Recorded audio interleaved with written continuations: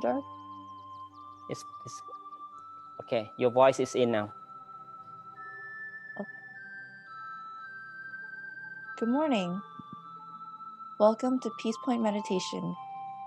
Today we will be doing our Finding Your Center. Hold on.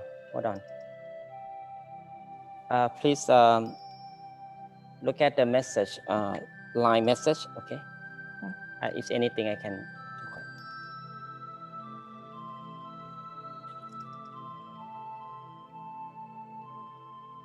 Okay.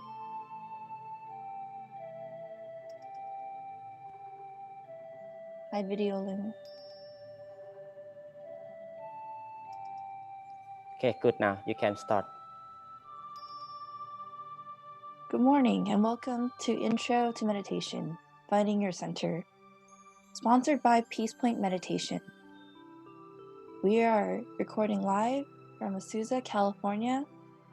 Today, Sunday, March 29th at 9:30 in the morning. We will be having a meditation guided by Venerable Sopon and a wisdom talk guided by Venerable Nicholas.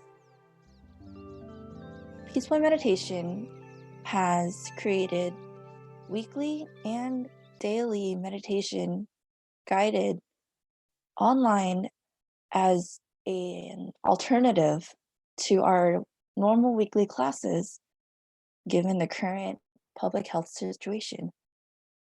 We welcome you all to join us today in finding your center through guided meditation. We would like to let you know that Sundays from 9:30 a.m. to 11:30 a.m. we have our guided meditation and wisdom talks, and daily from 7 p.m. to 7:30 p.m. we have guided meditation. Those days are called daily peacetime, and if you would like, after the meditation, there's wisdom talk ending at 8:30 p.m. Please join us now in stretching.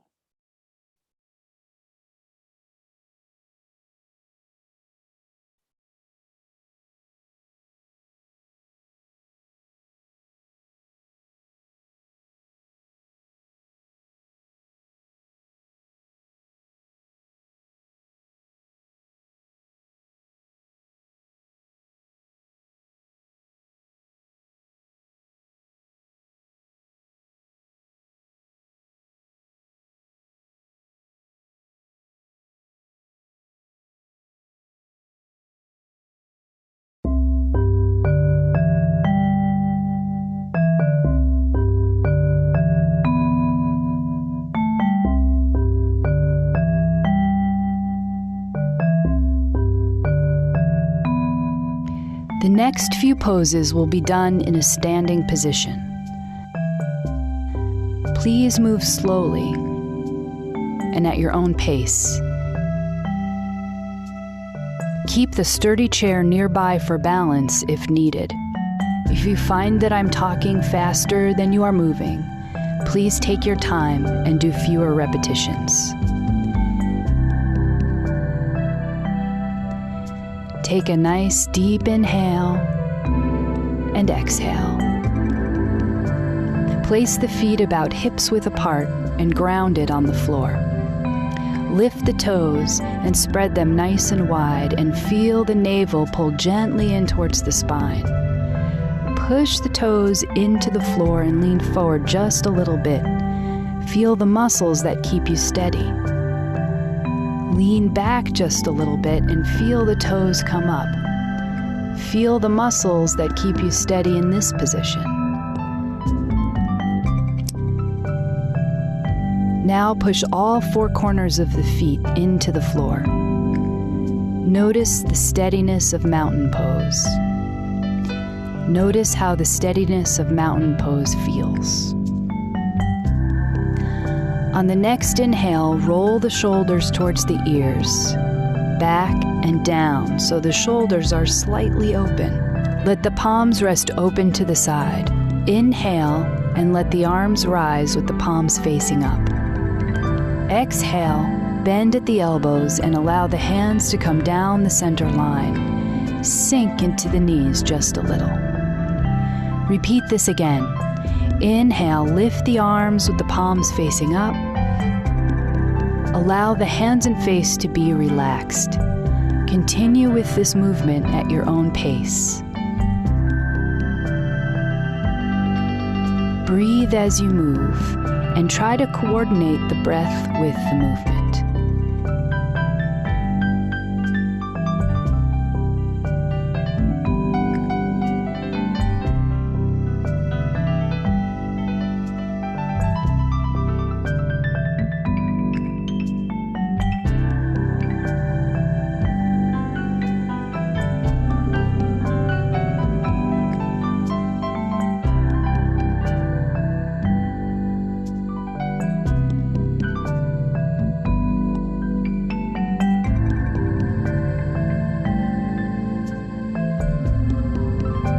On the next breath, lift the arms back over the head. Fingertips point in, palms face up. Imagine that you have candles in the palms of your hands and you do not want to spill them. Turn the fingertips so they face behind you. The palms remain up. Turn the fingertips to the side and then to the front like an offering, then out to the side walls. Breathe as you move, up to the top with the fingers facing in again, towards one another, and then forwards like an offering, then out to the side walls. Breathe as you move, up to the top with the fingers facing in again. Let's do this rotation one more time.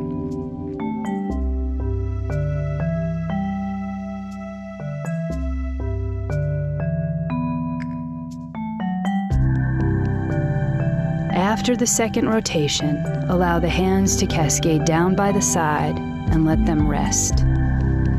Pause for one slow inhale and exhale. One more breath. Inhale, exhale. This next exercise is excellent for strengthening the spine and gently stretching the muscles of the back, front, and sides. Attempt to make the movement easeful and gentle. We will do these movements with various arm positions. The first arm position is the easiest. Please be sure to stay with the one that feels best for your body. We will demonstrate them all. Take the right hand to the waist and then the left.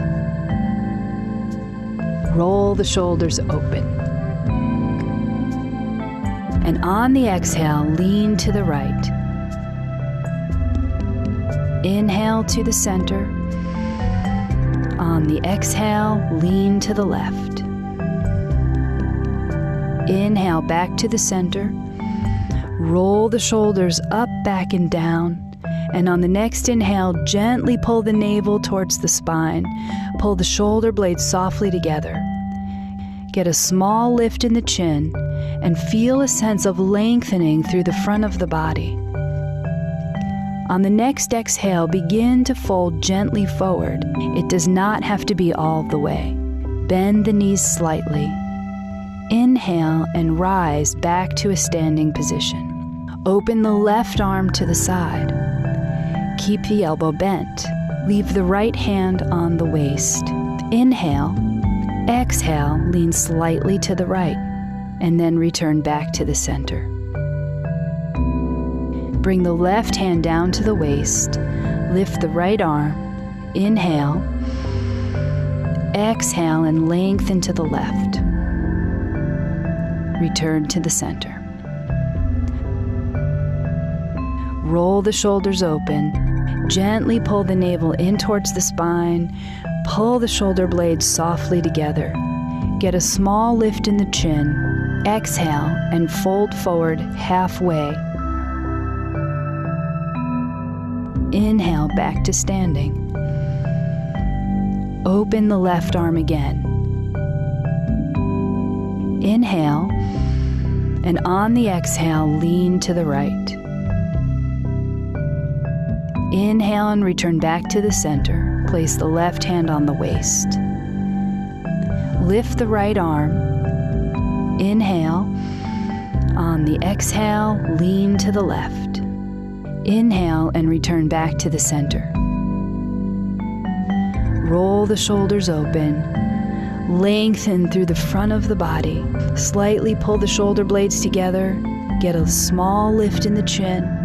Exhale and fold forward. Knees slightly bent. Inhale and return to standing in mountain pose. Pause for a moment. Inhale and exhale. For this warrior sequence, attempt to keep the movements gentle and relaxed. If you notice that you are struggling, move the feet closer together. Lower the arms or make the movements smaller. This pose is great for strengthening the legs, respiration, and opening the shoulders. Step the left foot forward just a few feet. The back foot points in at a 45-degree angle. The front knee bends and the hips face front if possible. Inhale, open the arms and bend at the elbows. On the exhale, bring the hands and elbows towards each other. Inhale, open the arms and push the heart softly forwards. Relax the shoulders. Exhale, bring the arms together. Inhale, open the arms to where you feel comfortable. Exhale, relax the arms inwards. Inhale, open and expand. Exhale, contract. Inhale, exhale. Bring the hands back down by the side. Return to mountain pose. One breath here. Inhale, exhale. Step the right foot forward. Take a moment, there's no rush. Ground the back foot into the floor. Bend the front knee.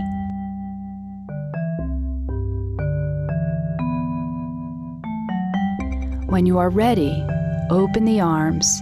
Inhale. Exhale, bring the hands and elbows towards one another.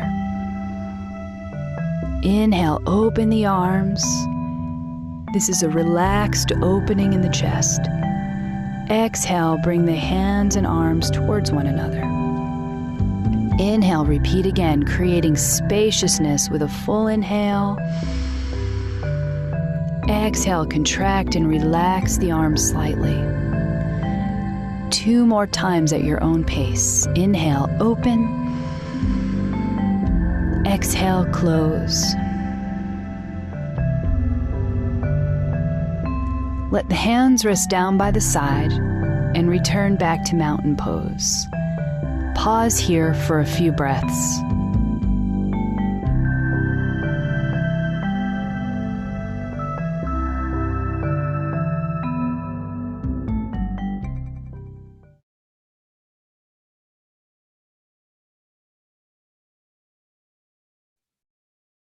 Well, I hope you are now limber and ready to get in a comfortable position for meditation.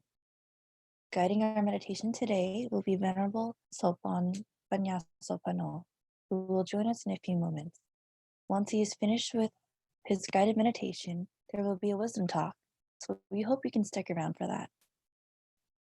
Enjoy your meditation.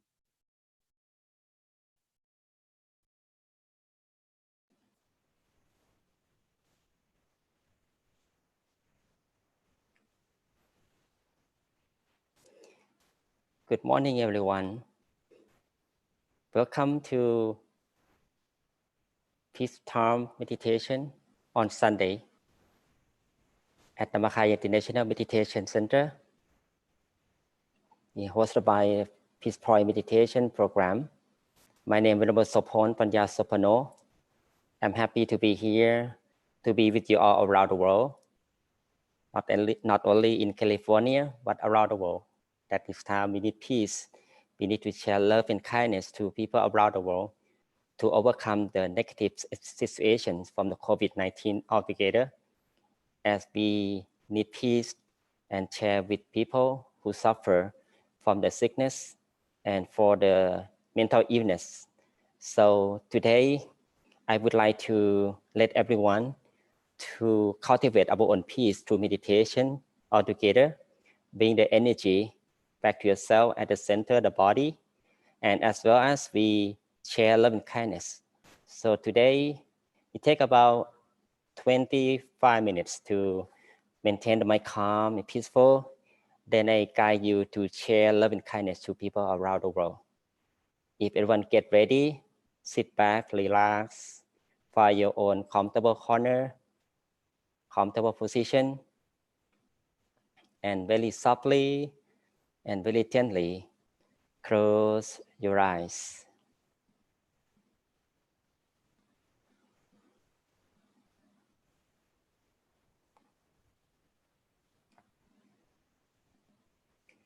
We close our eyes softly and gently, as if we are going to fall asleep.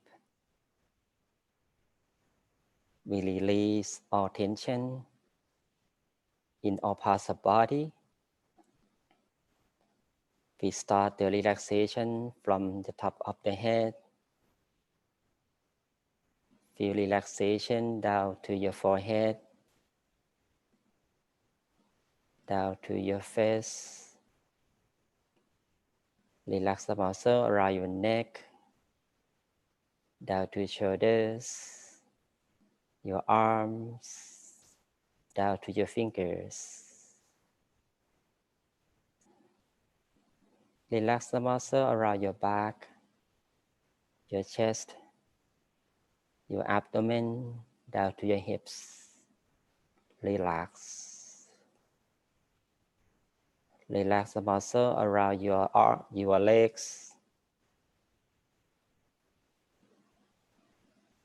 your upper legs. Release all tension around your legs, all the way down to the toes. Relax.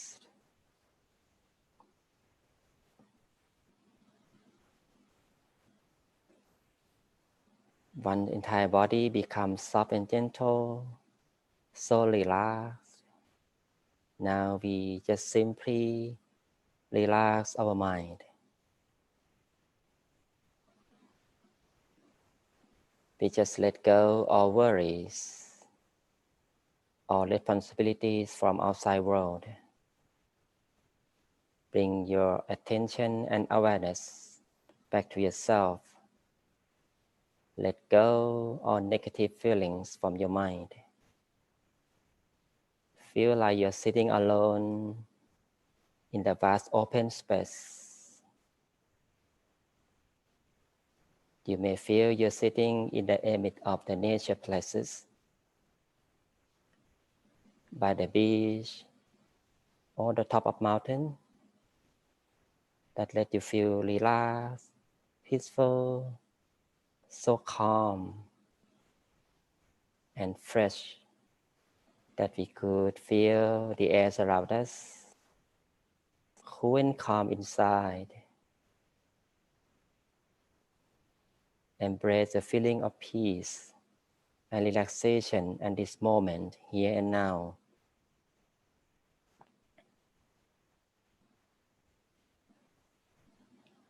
Now we begin to take a deep breath. Breathe in slowly and deeply. Allow the fresh air fill your mind and body, reaching the center space inside yourself. And breathe out. Breathe in. Breathe out.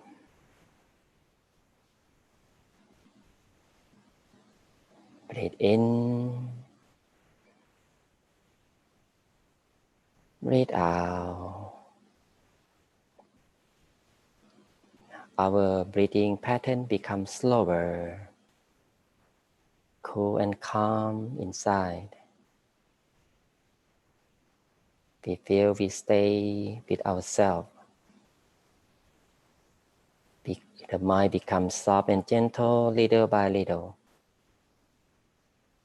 Let us feel so soft, so relaxed at this time.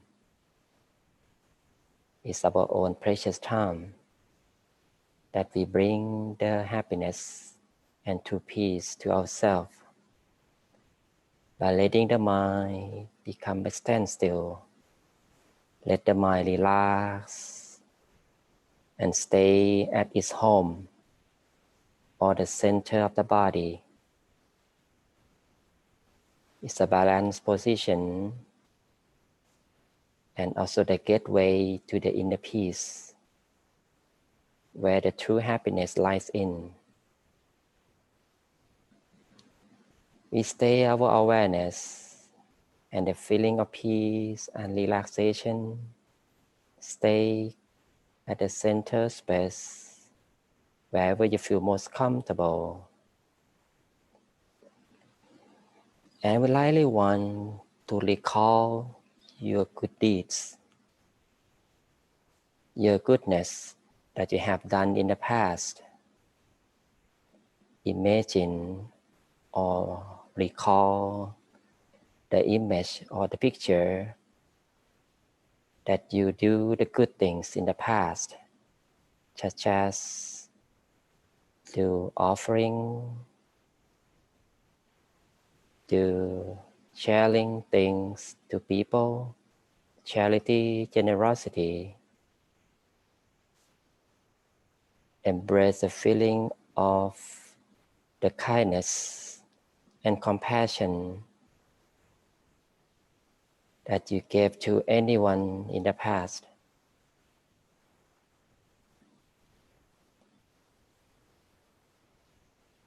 You may recall the action that you be a good father, good mother, good son, good daughter for your family, good person in society, that you help out anyone around you, and any positive actions that you have done so far. The practice meditation that you have practiced in the past until now, that we do practicing every day. Feel the goodness stay at the center space that let us feel so happy, so peaceful at this moment, that we enjoy the moment of goodness, the moment of peace energy that we have collected in the past. Let us feel relaxed, feel good about it, feel calm. Be with this feeling for a moment. Let peace energy streaming in your mind to soften the mind from the goodness and good energy.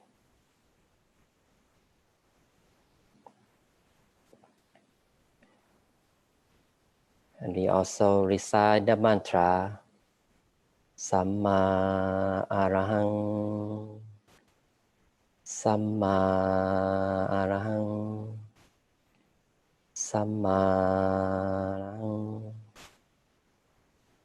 Be with yourself, with your mind, with feeling of peace, calm, and gentle within yourself for a while, until the mind becomes a standstill by itself.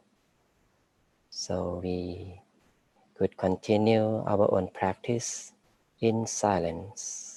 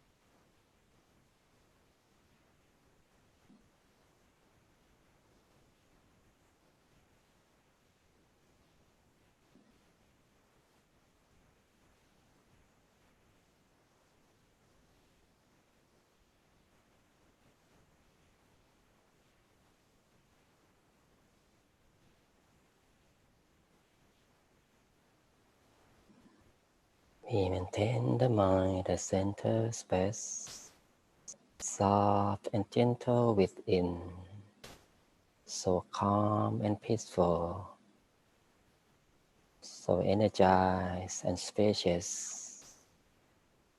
Let peace energy from the stillness of the mind expand from the center space. We are the center of His energy, so bright and clear within, soft and gentle. Let peace energy expand to all directions.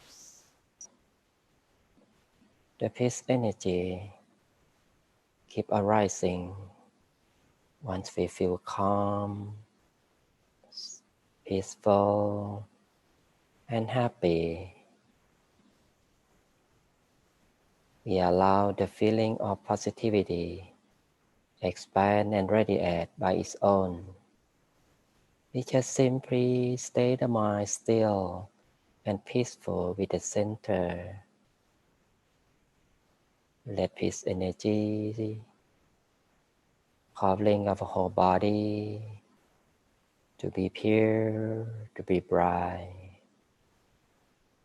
Purify our mind, body, be bright and clear, free from all negativities, full of peace energy and wisdom. We share peace energy in form of love and kindness to all living beings around us. Share with people, animals, any beings around us who live in our neighborhood, in the city, in the state, covering the whole country, every country around the world, listener without exception. For those who suffer from sickness, may peace energy protect them and eliminate all suffering from their mind. May love and kindness that we share heal their mind to be blind, clear, have full of energy and strength to overcome all obstacles in life. Be well, be healthy, be peaceful and live in peace. For those who pass away, may peace energy protect them to rest in peace. We share love and kindness further wider, encompassing the whole universe, uncountable universes. So bright and clear, let peace energy radiating endlessly, reaching horizon. We are the center of peace energy and brightness, like we are the center of the peace sphere that expanding, encircling the whole universe to protect all people, all sentient beings, to be in peace, to be happy. We share our love and kindness to our beloved ones, our family members, friends, and anyone around us, to be safe from all sickness and negativities, be well, happy, and successful in their lives, have positive mind, and have the positivity in their mind to overcome obstacles in lives. Our mind stays still at the center of the body with peace and joy within. Let peace energy Stay soft and gentle within the mind. Our mind so bright and clear. Soft and gentle within. Relax. We just stay there. Keep arising. We embrace the feeling as long as you could.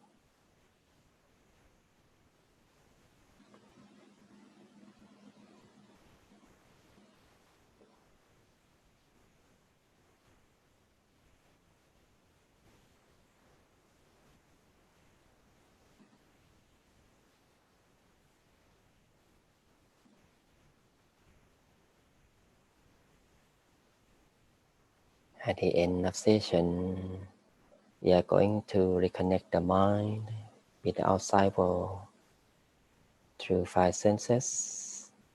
We just simply take a few deep breaths. Breathe in, breathe out. Breathe in, breathe out. Feel the mind, the center of the body. Expand our awareness from the center space with surroundings. Now, very softly, very gently, whenever you are ready, slowly open your eyes.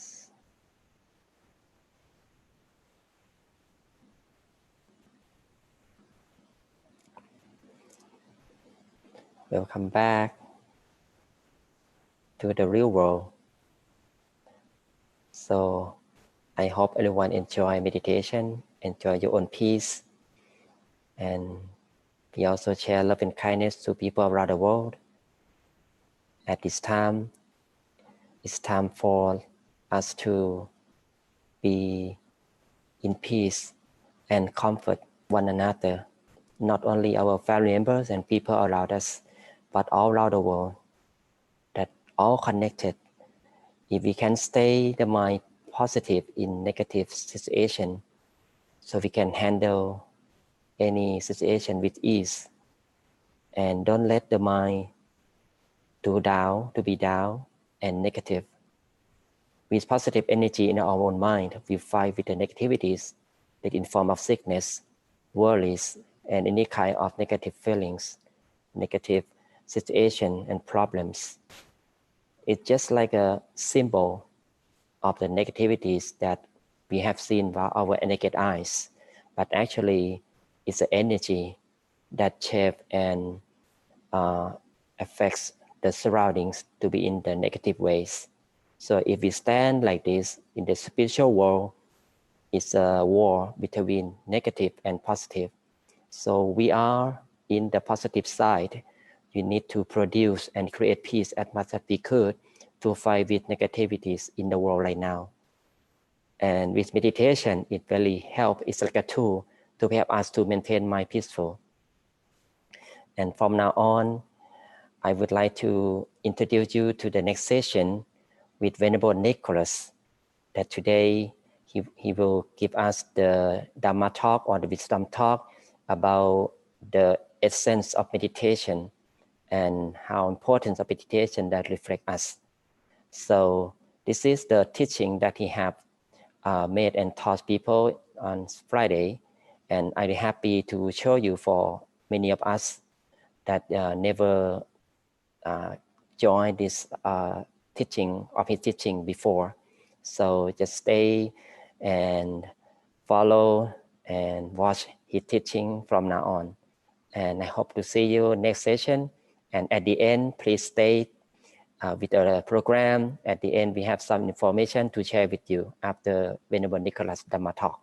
Okay, enjoy. Thank you very much.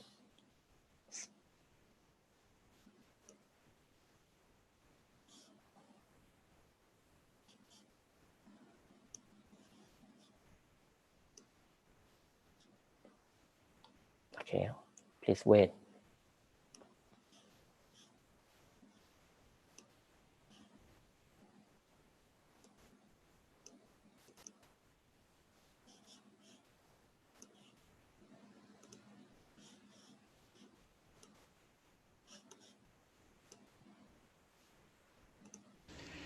In this week's Dhamma talk, we're going to be looking at some of the benefits of meditation and some of the special approaches needed to ensure success in the study of meditation. I will be upfront at the very beginning of this session that I'm not very familiar with teaching live online. If this were my chosen line of work, I would probably be better suited to radio or podcasts rather than as a YouTube video influencer. Therefore, I'm going to play it safe with a scripted format, and I'm going to go back to basics with some of the material I originally broadcasted on the DMC satellite channel program called Meditation for All back in 2005, with some updates and modifications for American audiences. We have only a makeshift teleprompter here at the temple, so forgive me if I don't seem to be looking directly at the camera for much of the time. For those viewing live via YouTube, you'll be able to see the PowerPoint slides that go with the presentation. In any case, the slides will be edited into the on-demand recording of this presentation that ends up on the DIMC Information YouTube channel. And for any of you with burning questions, you can send them in via line to the temple staff, and I will catch up with them by next week's session and do my best to answer those questions to make the program a little bit more interactive. Let us start by trying to answer the question, what is meditation? Our human being consists of both body and mind, and if we have a mind without a body, then we would call it a ghost or a spirit. But if we have a body without a mind, we would call it a corpse. We need to have both body and mind together in balance if we are truly to be a human being. Normally, we take good care of the body. We take exercise every day. We feed our body with 3 or 4 meals a day, and I'm sure you wouldn't consider going for an entire week without taking a shower. But what of the mind? How often did we ever consider cleansing the mind, or finding food for the mind, or giving exercise for the mind? For most of the time, we treat ourselves as if we're made up of nothing more than a body. And this is why we need to check in with ourselves, specifically our state of mind, on a regular basis. Our well-being depends on the delicate relationship of mental and physical equilibrium. But this can be disturbed easily, especially under the toll of modern-day stress. Does anybody here feel they're under stress? Do any of you have difficulty sleeping properly? It might mean that even as you try to unwind from the day's events and attempt to let go of stressful thoughts, your body may still be carrying the residue of accumulated tensions, which will deeply affect your ability to relax. Even if you make a special effort to release your physical tension, such as by going for a walk or watching the TV, if your mind is preoccupied with worries or negative thoughts, then a part of you will remain entangled in the vicious cycle of stress. What is happening to you mentally will determine the health of your physical well-being. So how do you use your body will profoundly affect your peace of mind. Although it's long been known that meditation can provide food, cleansing and exercise for the mind all in one, because people misunderstand that meditation is difficult, time-consuming or costly, and we'll come back to examine some of those common misconceptions about meditation later on in the program. For people in general, hardly any time is devoted to meditation each day. The state of our minds is in neglect. Instead of using the full potential of the mind, we may use only 5% of the total potential in our minds.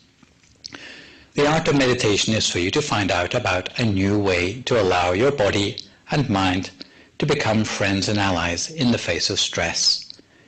They need to become equal partners, supporting one another and working together to prevent or address imbalances that can occur so easily.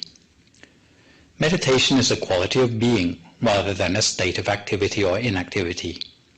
Whether you're busy doing something or you're at rest, true meditation occurs only when the body and mind are functioning in harmony, as an integrated unity, whole and unfragmented. Once you've understood this integral link between your body and mind, you will understand that it's something that is our shared heritage, just like the air that we all breathe, or the sun, the moon, or the stars that all of us see shining up in the sky. Meditation is a technique for unifying and focusing the mind. It allows us to transform the usual nature of the mind, that is, to let the attention be scattered by thoughts and phenomena around us in the world. All the meditation techniques in the world can be divided into two different categories, according to the place where the attention is placed during meditation. The first sort of meditation is that where the focus of the attention is focused outside the body, which includes such practices as those of hermits and recluses, self-hypnosis, and trances. The second sort of meditation focuses the attention within the body, which includes the various sorts of mainstream meditations which are aimed at the liberation of the mind. In the classic meditation manual called the Path of Purity, 40 different types of internal meditation are listed, of which the Dhammakaya meditation we are familiar with is one. Dhammakaya meditation can be considered to consist of a synthesis of breathing meditation, because it uses the turning point of the deepest breath as the point of concentration. It can also be said to be mindfulness of the body, because one of the aims of meditation is to be able to attain the inner bodies within our physical body. And it's also meditation upon brightness. Dhammakaya meditation is characterized by the use of the center of the body as the focus for the mind and the stopping of the mind. In other words, letting our thoughts die down to silence as a chief aim of meditation. There are different approaches to Dhammakaya meditation that will suit different people of different personalities and qualities of mind. In the course of my online lectures, we will have the chance to look at a variety of alternatives so you can make an informed choice about the approach to meditation most suitable for you. As meditation has become increasingly well known in popular culture, there have been a number of misconceptions that have built up around it, and we can examine a few examples of these to try to explode a few of the myths. Firstly, you do not need a special place for meditation. You can meditate anywhere you choose. It's not necessary to have a special place to meditate.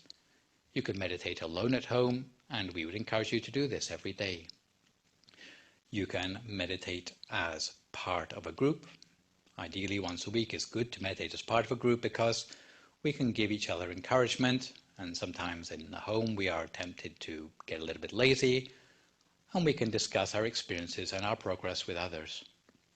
Meditation in a group is usually easier for us to bring the mind to a standstill, because rather like ice cubes that take longer to melt if they are put in a bag with a bunch of other ice cubes. Secondly, meditation does not need to be time-consuming. Meditation is well suited to our lives because people in the modern world who have only limited time away from their many commitments to practice for inner peace will welcome the news that maybe it takes only half an hour a day in order to make good progress in one's regular practice of meditation. Thirdly, you do not need to sit in a special position for meditation. You can sit on a chair. It's not necessary to sit in a half-lotus position if this is not convenient for you. If you feel uncomfortable, you can change position, and I would encourage you to explore which of the many different sorts of meditation mats suits you the best, or whether you need to sit on a chair instead. Also, you do not need to rely on a teacher for meditation. Through self-observation, you can go a long way towards being your own teacher in this meditation technique. Unlike some other forms of meditation, you can practice Dhammakaya meditation without a teacher, without fear of straying from the correct path. As long as with Dhammakaya meditation you still have self-awareness and feel happy, and as long as you're still concentrating with your attention inside the body, you cannot go far wrong. And of course, there are always qualified staff from the meditation center close at hand in case you do need advice. Furthermore, you do not need to change your beliefs in order to practice meditation. Meditation deals with another part of your mind and spirit than your religious beliefs. It's like cleaning the window of your house rather than changing the view outside. Meditation will help you to see the same view you have always had, but more clearly and with improved definition. enriching the spiritual inspiration you started out with. What's more, meditation can be practiced by those of all ages. Some of the best meditators are the 10-year-old children, because their mind is not cluttered up with worries and responsibilities in their lives. However, they may fail to see the real value of meditation because they are able to get results without making too much effort. As for those in old age, well, they can bring the maturity and experience of a lifetime to their meditation practice. And although it may be harder to shake the negative residues of life, senior citizens will easily see the impact meditation makes on their peace of mind in life. Moreover, meditation need not be expensive. In the old days, you might get charged an exorbitant price for your personalized mantra, and some meditation apps out there still seem to charge quite a high monthly subscription. However, in our community where meditation is mostly taught by monks and within a not-for-profit framework, there are many examples of good meditation teaching which are absolutely free. And I'll tell you about the latest app called MindGem for learning Dhammakaya Meditation English at the end of this program, which is definitely free. Also, meditation is not something new. Because they have seen meditation and mindfulness in trendy health magazines, some people assume meditation is just a newfangled fad that will soon disappear and be replaced by something yet more fashionable. However, from what we know of the history of meditation, if it is a fad, has lasted so far for about 3,000 years, but it has been subject to constant rebranding. Even so, meditation does not need to be mystical. There are many schools of meditation practice which are shrouded in secrecy, or maybe they are not very open about the way they express or discuss. But within the Dhammakaya tradition of meditation, we try to be open about our experiences and avoid secrecy by expressing, discussing, and comparing our experiences in order to learn from one another. Lastly, meditation does not need to be religious. Meditation can be religious or it can be a secular practice. It's really up to the meditator to choose. Dhammakaya meditation can fit well into any spiritual tradition you choose, or it can be practiced simply as a way to relax and understand yourself and the world more clearly. Both ways of practice are equally valid. We each have our own reasons for taking up meditation. These can be many and varied, but they usually boil down to a wish to redress the balance of body and mind. The motivation may be expressed in different ways. For example, on the more physical side, maybe people meditate for health or stress prevention. On the more spiritual side, in order to get self-realization or on some sort of spiritual impulse. It's not uncommon for doctors to recommend meditation. Meditative techniques, particularly those involving visualization, are now commonly taught to patients with serious diseases. As mentioned earlier, there is a very strong link between the mind and the body. Disease often follows anxiety, stress, or depression. Meditation proceeds from a state of physical relaxation and uses the mind to calm the body. Deep relaxation creates certain conditions within the body which are physically beneficial. Meditation has the power to awaken us to the spiritual levels of our being, but through inner experience. Meditation enables us to discover who we really are and what we may achieve. It brings us to a state of self-realization, which is the highest expression of human nature. Today, I'm not going to talk about my opinion of what is good about meditation, but what I'll do instead is simply tell you what the scientists have discovered about meditation. Thousands of research papers from 1935 down to the present time have found evidence for the benefits of practicing meditation. And as you can see from the graph, the interest in meditation has been increasing almost exponentially in recent years. Despite some recent detractors such as Van Dam and Associates, the general consensus concluded by Hoffman Associates is that there is a significant and reliable body of evidence that meditation has broadly beneficial effects for practitioners. there are 4 levels at which research evidence has shown benefits brought by meditation. That is brain physiology, clinical, personality, and society. Most of the benefits discussed here are applicable to meditation techniques in general, although if time allows, I'll come back specifically to the benefits of Dhammakaya meditation.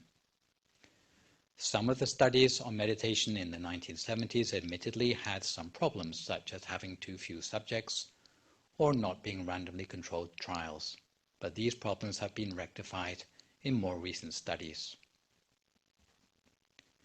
To start with brain physiology, although when meditators talk about the mind, they usually mean the awareness rather than the brain, there are places where awareness and brain function overlap.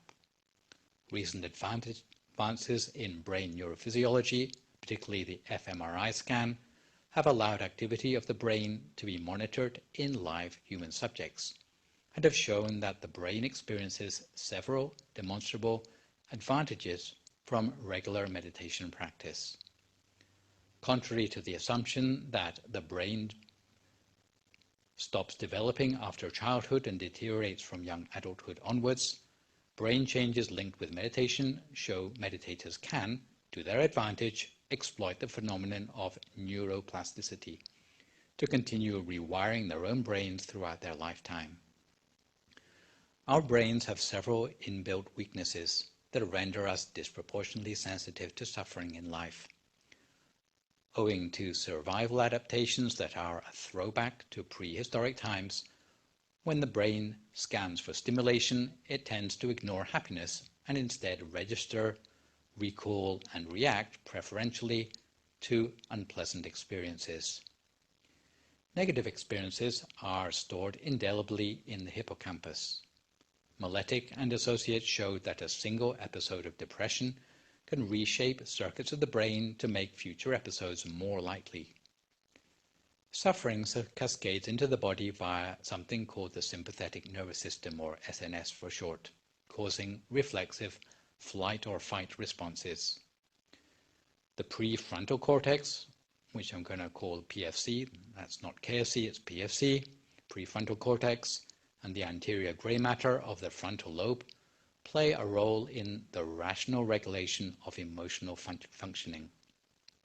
Gusenard and associates showed the failings of the PFC include rehearsal of negativity and failure to control negative impulses.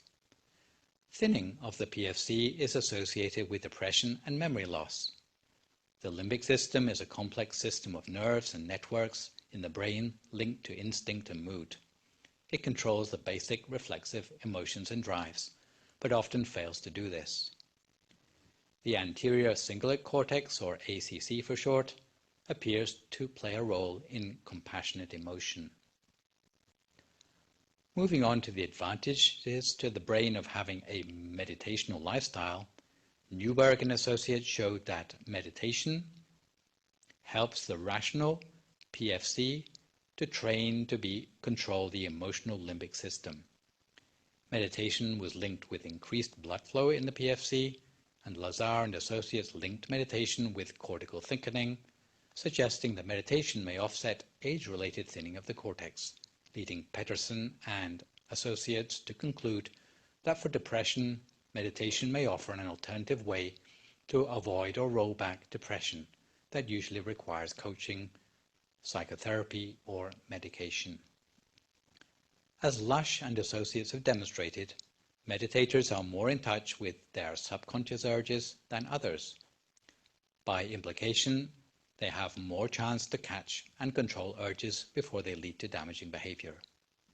This is certainly true of meditators' enhanced ability to control SNS fight or flight reflexes, since Levinson presented evidence to show long-term meditation can train a person to startle less at loud noises. Newberg and associates showed that meditation also increased blood flow to the thalamus, which is associated with higher cognitive processing. Lutz and associates showed that meditative expertise seems to enhance compassionate emotions by stimulating the ACC. Hultzel and associates were able to show that meditation is associated with increased gray matter concentration in the regions of the brain involved in learning and memory processes, emotion regulation, self-referential processing, and perspective taking. Like crying over spilt milk, often the extreme reactions we make to negative circumstances in our lives have a worse impact on our well-being than the circumstances themselves. Meditation makes a person less susceptible to these secondary reactions. Apart from stimulating increased blood flow to beneficial parts of the brain, meditation also seems to affect the brain positively through the patterns of brain waves it produces. Meditation is known to synchronize powerful gamma brain waves. Similarly, non-directed meditation increases theta and alpha brain waves, according to Lakopoulos and associates, who are able to demonstrate that the brain activity during meditation is usually associated more with wakeful, relaxed attention than merely with brain downtime. In conclusion, meditation provides more balanced brain functioning. Moving on from the benefits of meditation seen in brain physiology, it appears that meditation can help overcome several clinical conditions that diminish our subjective well-being. Research shows meditation to be a good alternative therapy for stress, depression, sleep disorder,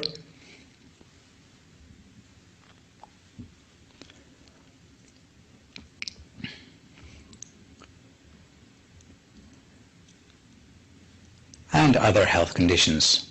Meditation has also been shown to reduce stress. Tzuang and associates have shown that Dhammakaya meditation, like other methods of meditation, is linked with reduction of the symptoms of stress such as serum cortisol levels and high blood pressure. Pulse rate and maximal voluntary ventilation are also reduced. Research more generally on mindfulness by Talkowski and Lang has shown meditation to be a promising alternative for the treatment of PTSD. Kasantikun and associates showed that Dhammakaya meditation is effective in treating clinical depression, especially where depression has been triggered by pessimistic outlook on the world. More generally, Ma and Teasdale have shown that meditation is linked with reduction in the risk of depression relapse. On the subject of sleep disorders, Bankit and Silhan showed that long-term meditators may need less sleep than average, and Woolfolk and associates showed that meditation can provide an effective treatment for insomnia, benefits that are sustained even over a 6-month period. Other aspects of health where meditation has shown to be beneficial include chronic pain, where Veihoff and associates' recent review of 22 studies concluded that acceptance-based interventions such as meditation have small to medium beneficial effects on physical and mental health of chronic pain patients. Muir's research showed that there have been a number of cases of cancer regression following intensive meditation, even in the absence of orthodox medical treatment. Cooper and Igen showed that serum cholesterol levels were significantly reduced in those who practiced meditation regularly for a year. And Wilson and associates showed that meditation has proved a useful adjunct in treating asthma. Chen and associates' review of 36 studies showed the efficacy of meditation in reducing the symptoms of anxiety. Cobrigade and associates showed that if practiced regularly, meditation can help prevent coronary heart disease, myocardial infarction, and reinfarction. And Wells and associates showed that meditation can be effective in helping to reduce the frequency and severity of migraine attacks.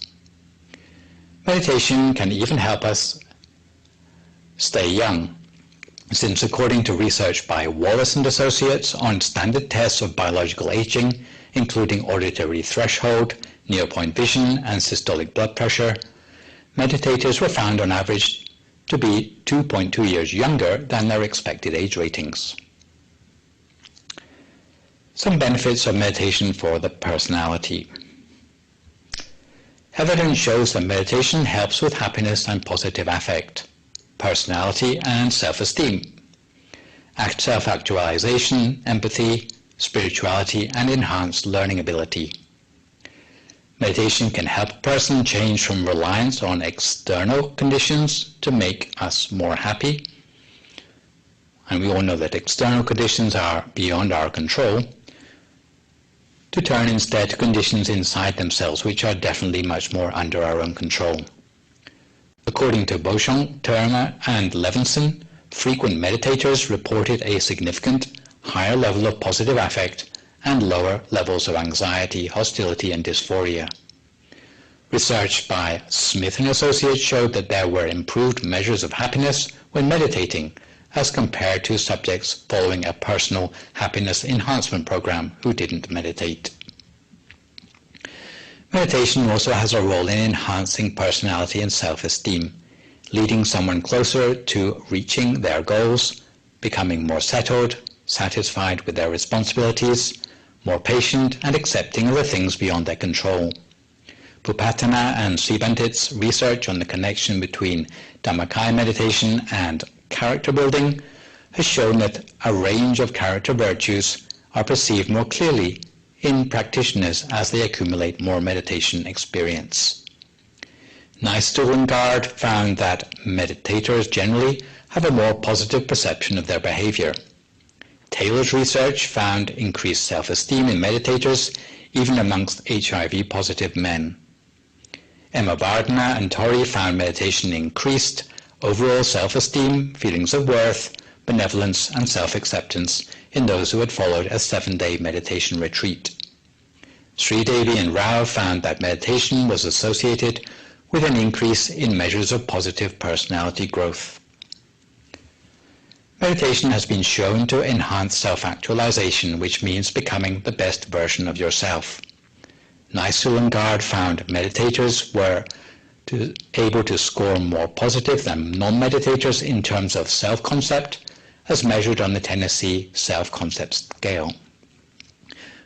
Turnbull and Norris found the more they meditated, the more they came to perceive their actual selves as being increasingly similar to their ideal and social selves. Alexander and Associates' review of 42 studies found significant improvement in self-actualization as a result of meditation, and on orientation inventory for their personality, both Niddick and Associates and Seaman and Associates found that those who had meditated for 10 weeks had significantly higher scores on inner-directed and time-competent scales. Accordingly, Vandenberg and Mulder concluded that those who meditated had higher levels of self-esteem, satisfaction, ego strength, self-actualization, and trust in others. In the workplace, meditation has been found to increase production efficiency, with increasing degree of satisfaction of the workforce, enhancing the development of work skills, and reducing the frequency of changing job. Meditation was shown to increase friendly relations in the workplace as well. Mascaro and Associates found that meditation helps in the development of empathy, to the extent that undergoing meditation for 8 weeks helped meditators identify expressions of faces in photographs with improved empathetic accuracy. Shapiro and Associates found that increased levels of empathy were found in meditating students. Fennell and Associates found that a single session of meditation has been shown to increase indices of anger reduction in experienced and novice meditators alike. Kolsawara's research found that meditation was found to be associated with becoming more open-minded, as defined by the Rogic dogmatism scale. The researchers Cowger, Torrance, and Fair found that college students who meditated attained significant gains in creativity, as defined by heightened consciousness of problems, perceived change, invention, sensory experience, expression of emotion or feeling, humor, and fantasy. Weinberg and Associates were able to show that the qualities of having a sense of basic trust, openness and caring, otherwise known as affiliative trust, and having a positive sense of being part of something larger than oneself, otherwise known as a oneness motivation, increased over the course of a mindfulness intervention. Tolopkinski and Tantriella showed that meditation also helped with proficiency in solving interpersonal problems. That meditating is associated with a deepened sense of spirituality is supported by the studies of Astin and Shapiro and Associates, which showed that significant higher scores than average were obtained on a measure of spiritual experience in a group of undergraduate students that had learned meditation. Hyland has also noted, however, that in some cases mindfulness and meditation have been commercialized and banalized to the point that they have become nothing more than a secularized therapy, so-called MAC mindfulness, with a reduced potential to stimulate any connection with spirituality. In the world of education, meditation was found to improve scores on intelligence tests. Studies such as that of Cranston and Associates indicated that meditation enhances learning abilities. The association between meditation, learning, and intelligence has been explained by Abrams as the way meditation seems to enhance memory and accelerate knowledge acquisition. In elementary schools, Napoli, Skonat-Reisel, and Associates have shown mindfulness practice helps with cognitive outcomes, social educational skills, and well-being of students. Chang, Hybert, and Hall have shown that meditation in public schools and universities is associated with significantly higher grades. Meditation for 10 minutes each day before the study of food science in Thai secondary school was also shown to significantly increase study scores. Alexander and Associates have also shown that meditation improves cognitive flexibility for the elderly. That meditation can help in the prevention and cure of social problems is the final category of benefits I want to highlight today. That meditation can be linked to social well-being is based on the idea that society is a sum of the individual parts that comprise it. The more people in any society who learn to meditate and live peacefully, the more shared endemic problems like crime and drug abuse will be diminished. On a more metaphysical level, practicing meditation helps to roll back unwholesome influences in the world. It should be admitted that on this level, the benefits of meditation are harder to prove unless research is available. That meditation helps with rehabilitation of prison inmates was shown by a meditation intervention by Abrams and Siegel at Folsom State Prison in California, where prisoners trained in meditation and showed decreased anxiety, neuroticism, resentment, negativism, irritability, hostility, and prison disciplinary rule infractions. Incorporating meditation in the lifestyle of individuals recovering from addiction was also shown by Pruitt and Associates to provide a consistent means of preparing for the inevitable addiction-related life challenges. Meditation was also shown by Sheffield and Associates to help reduce alcohol abuse. That meditation has social implications was shown in a study by Hanley and Spates, which discovered that long-term meditators more than short-term meditators were significantly less socially withdrawn, more positive in their outlook on human nature, more sociable, and had less pronounced feelings of social inadequacy. In a consciousness-based approach to peace, mostly pioneered by transcendental meditation, to achieve a critical mass of higher awareness through a unified field and a shift of consciousness, the notable example of the Global Peace Initiative was reported by Hagelin and Associates, a study which arranged for 4,000 experts in meditation to meditate together in Washington, D.C. in 1993, an event which coincided with a 23% reduction in crime rates in that city. Similar approaches have been applied by Orm Johnson and Associates to reduce the collective tension precipitating terrorism and international conflict, and by Davies and Alexander to reduce political violence. Many people were outraged when philosopher Ken Wilber claimed that the best way to stop famine in the world is to meditate. However, when Joaquin Chissano became the president of Mozambique at the end of a 15-year-long civil war that had left millions dead, he also had the chance to learn how to meditate. Rather than trying to shore up his own power by enacting revenge on rebel forces, he compromised, rescuing almost 3 million people from extreme poverty in the period 1997 to 2003. Gisano's rationality and compassion as a leader, alleviating poverty and healing a broken country, is attributed to his commitment to meditation. And it is noticeable that Gisano did not meditate alone, but required his whole family, all his government ministers, police and army to meditate as well, twice a day for 20 minutes.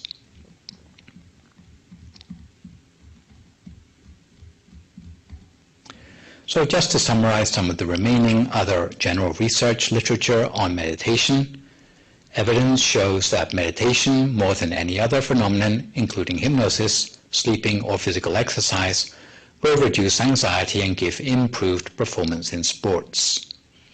Regular practice of meditation was found to lower sensory thresholds and reduce adaptation time to changes of environment. Self-actualization, mental stability, self-confidence, self-acceptance, and sociability were increased by meditation.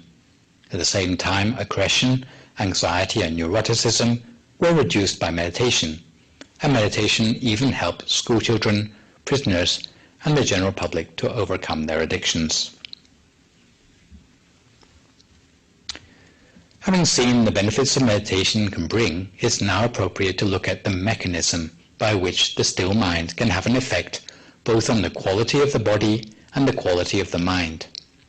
As we have said, the mind belongs inside the body, but even so, most people in the world are so concerned about the affairs of the world, about them, that they let their attention, and therefore their mind, drift out of control, outside their body for most of the time.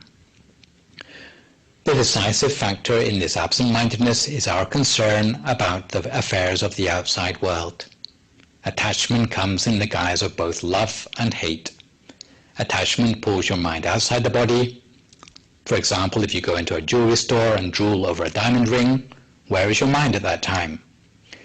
Your mind, of course, is on the diamond ring and not under control inside your body. On the contrary, whenever you see someone you hate walking down the street, and you're so angry you'd like to punch them on the nose, where is your mind at that time? Your mind is not with you, but is with that person. Euphoria and depression, the peaks and troughs of human experience, are both the result of a disembodied mind.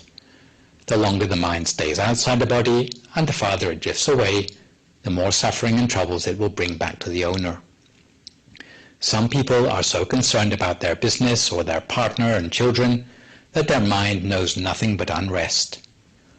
Only if they can manage to bring their mind back to their body from the outside world can they possibly escape from all their stress and anxieties. The starting point for meditation is to help reduce the suffering of living beings, is to offer a practice for ourselves, to train ourselves to bring the mind from outside our bodies back inside ourselves. The mind is a subtle phenomenon and cannot be handled like something solid. Instead of being able to grab the mind and bring it back inside the body, we have to use the power of the imagination, the power of the mental faculty as employed in meditation. In fact, there are many well-known methods of meditation, of which the most common technique is that of following the breath. The focus of the mind in this case is often something physical, the breath, or it can be something in the imagination like an imaginary crystal ball or an imaginary ball of sunlight inside the body. This is the linking factor which gradually reduces the amount of time the mind spends drifting outside the body, until with practice the mind will spend more time inside the body than outside. There is a difference in meaning between distracting your mind from your troubles and connecting with profound peace on the inside. Distracting yourself may seem like a reduction of suffering, but it's just filling your mind with a different sort of thoughts in the mind. True stillness of the mind is qualitatively different altogether from a mind filled with thoughts. It's like a man who has beaten his head against a wall all his life. Whenever he stops beating his head against the wall, he thinks he has found happiness. But I'm sure you all know that this is not really true happiness. You do not need to get used to beating your head against the wall in order to discover happiness. It is the same difference in feeling between distraction and true stillness of the mind. There is a feeling of inner quietude which comes as a result of re-establishing the mind inside the body. But really this is only a dim reflection of the deep happiness that comes from the mind firmly at a standstill. Such quietude will be familiar to those who have practiced breathing meditation. However, if a meditator distracts himself by constantly following the movement of the breath, they will never have the chance to experience the real happiness that comes from a still mind. In order to move up from mere distraction to a standstill, it is necessary to give up following the breath in and out, and to rest the mind gently as if it were completely empty, relaxed, and contented. Thus, in order that the mind come to a standstill as quickly as possible, such moving objects of meditation which you have heard of, such as following the breath or the rising and falling of the stomach, are not recommended. Eventually, the mind will come to a standstill by itself without any need to imagine any image in the mind. The key difference between the mind under the sway of thoughts and a mind that has come to a standstill is that the latter consumes virtually no metabolic energy. When the mind comes to rest, it uses less energy, and when it uses less energy,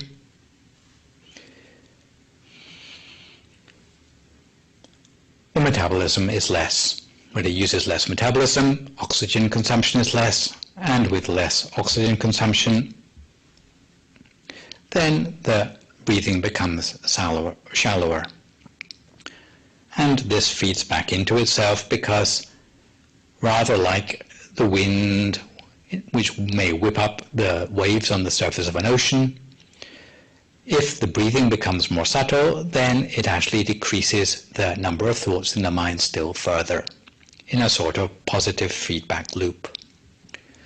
When no thoughts arise anymore and the breath is subtle, at that stage something new will happen in the mind, which is known as the stopping of the mind. And at that stage there will be the arising of some sort of inner illumination. At that time the breath may seem to become unnoticeable because your body metabolism is so subtle that it is barely noticeable. At this point, brightness inside will increase further. Thus, when you sit for meditation and pitch blackness starts to turn grey, the metabolism of the body is getting more refined and the process of the mind coming to a standstill has already begun. Only when the mind is truly still will brightness arise in the mind without having to imagine or visualize brightness anymore. Brightness will occur automatically in the mind. If the mind should become stiller in this, then the brightness will condense into a bright sphere of inner radiance. The most important consideration for transforming the quietude of the mind to a standstill is simply to maintain the awareness that the breath is moving in and out, but not to follow it any longer. In this way, the mind comes to a standstill because it still uses up a minimum of metabolic energy inside the body. We simply allow the mind to rest with the awareness that the breath is flowing in and out, and this will reduce the amount of energy used still further.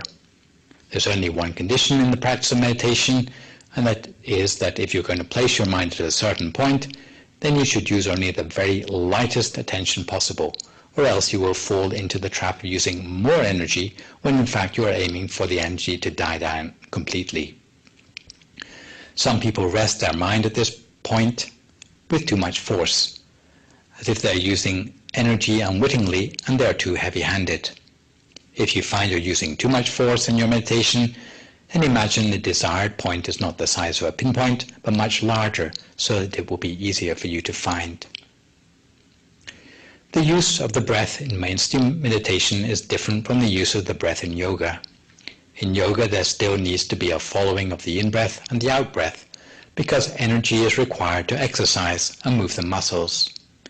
In ancient times, the yogis would not be content only to go through yoga exercises, but would periodically allow their breath to go subtle as well, to discover the sphere of brightness. What the yogis did not realize was to locate the sphere of brightness inside themselves in order to bring their mind to a firm standstill. This was the breakthrough of mainstream meditation that has allowed us to gain such an efficient technique to train the mind in the present day.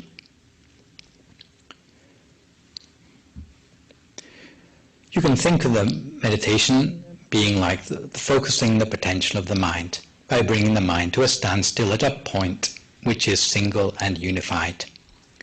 Usually we use only 5% of the full potential of the mind because the power of the mind which has no focus is scattered in all directions. The power of the untrained mind is rather like a pet monkey that has not been trained. You may have heard of the monkey mind, and this is exactly what the mind is like, because it will jump like the monkey from branch to branch according to its interests and without heeding the wishes of its owner. If you compare it to an electric flashlight, it is as if each ray of light alone has no intrinsic power, and it will not shine very far or very brightly like a flashlight without a reflector. When we start to meditate, however, by concentrating the mind on a single object such as a crystal ball or the sound of a mantra, the power of the mind is withdrawn from 1,000 concerns into a single unified focus. Like the beam of a flashlight with a reflector, it can start to light up the world around us. If we focus the beam of the flashlight to a single point, however, the light will be very bright indeed, allowing us to see the detail of the things in the world around us. With the well-trained mind, it is the same. Once the mind becomes more unified by meditation, it will allow us to see and gain insight into the inner world of the mind in a way not previously possible. Thus, in our meditation, we must practice often and with diligence so that our mind can become as unified and focused as possible.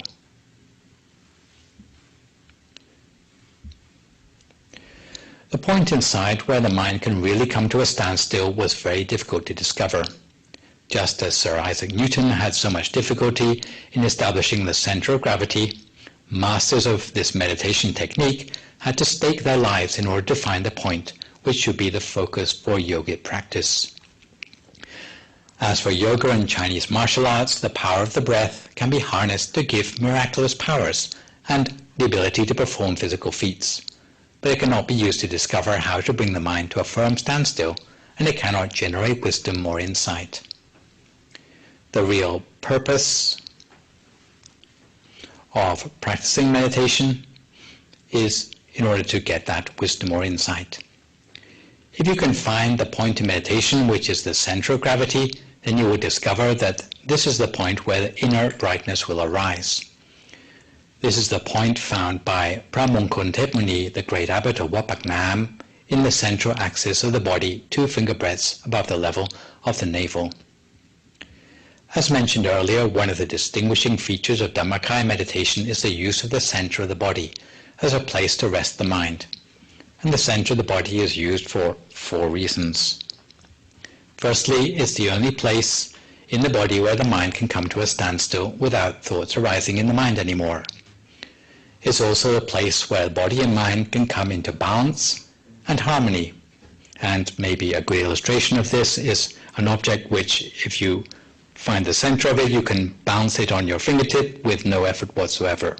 However, if it's off-center, then you really have to use a lot of force in order to hold that object in one place. It's the same with the center of the body. If you can get to the center of your body and mind, then everything else in meditation would just fall into place so much more easily. The center of the body is also a turning point of the breath and the deepest point of the in-breath.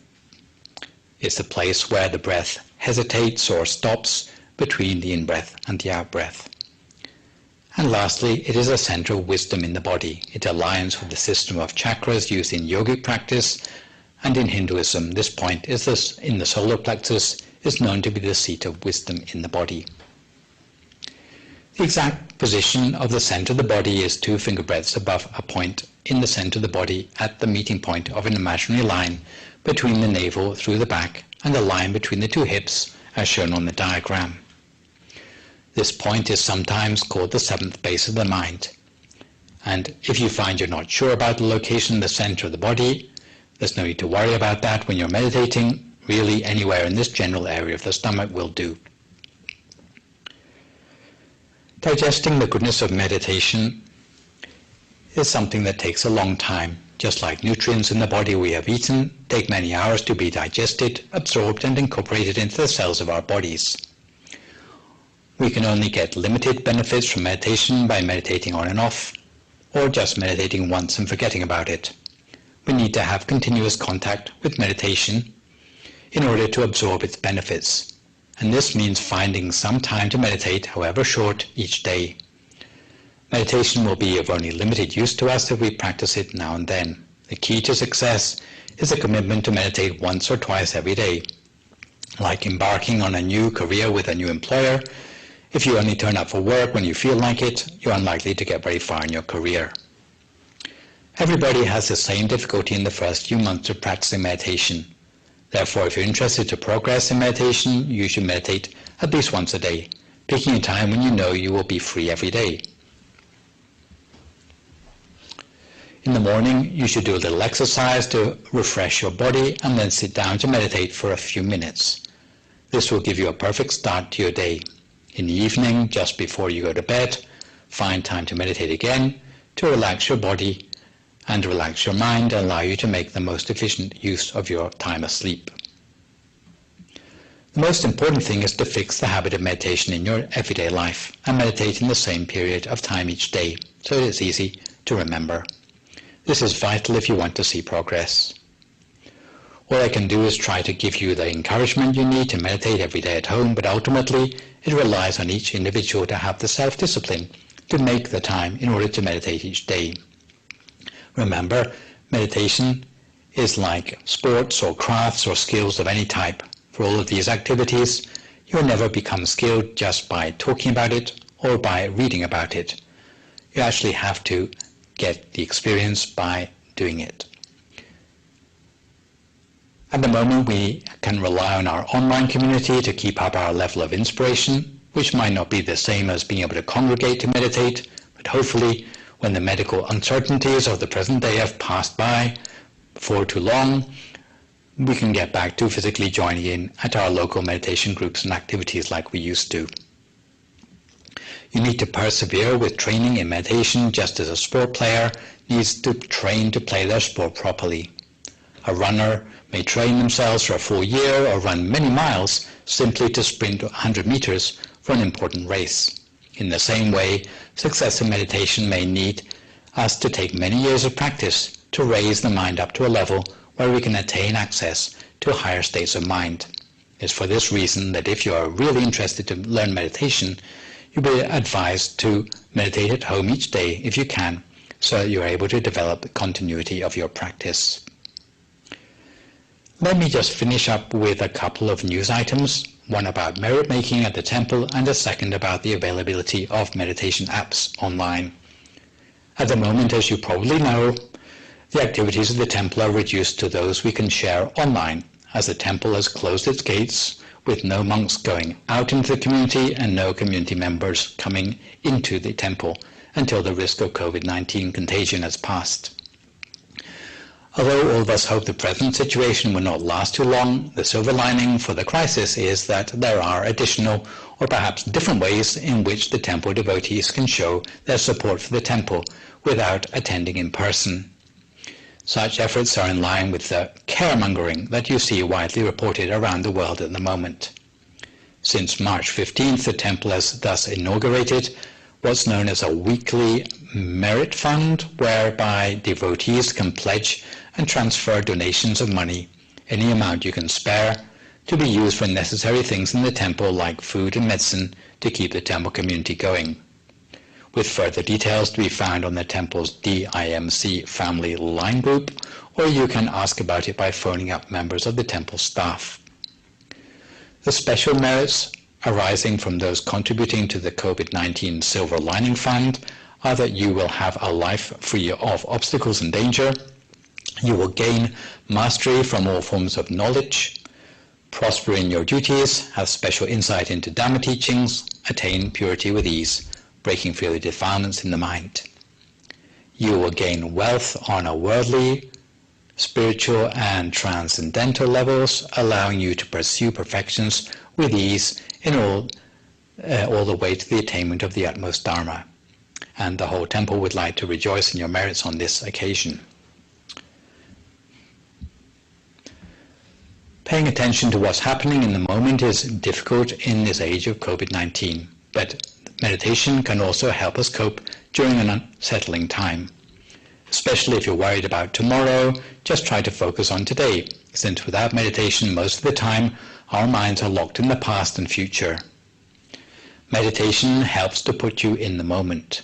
Most people have no problem coping as long as their minds are in the here and now.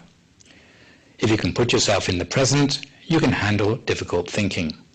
Since there is a tendency for people to become more anxious as they self-quarantine at home, being able to meditate more than ever is a great opportunity to alleviate stress, depression, and insomnia, and as a way to cope.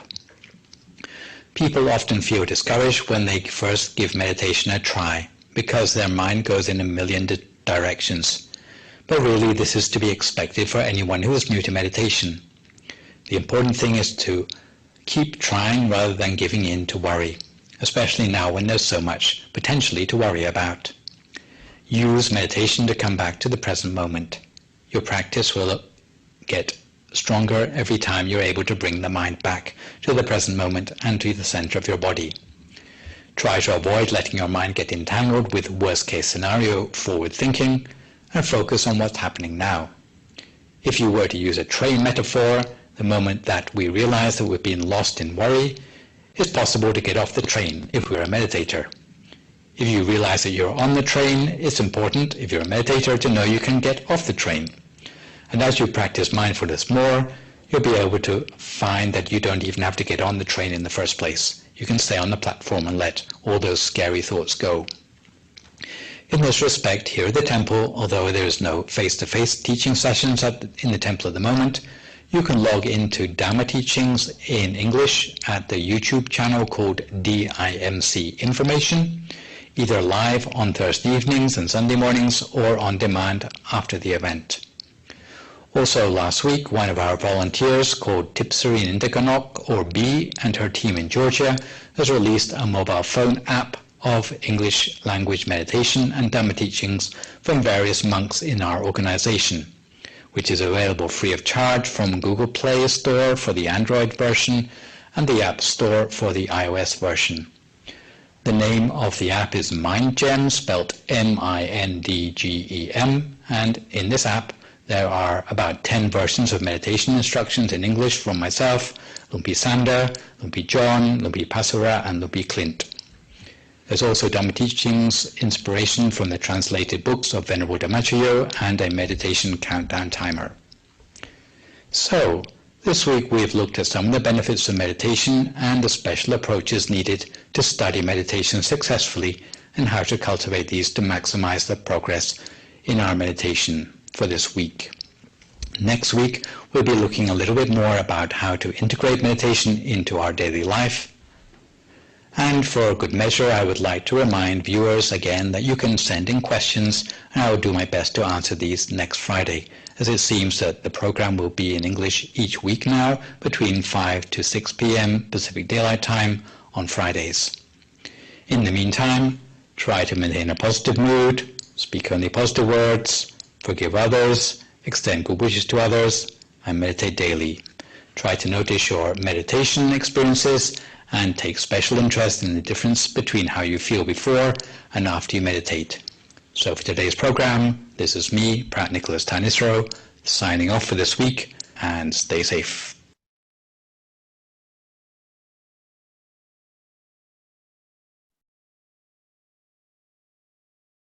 Thank you for joining our Intro to Meditation, Finding Your Center session today. We will have another one every Thursday from 7 to 8:30 p.m.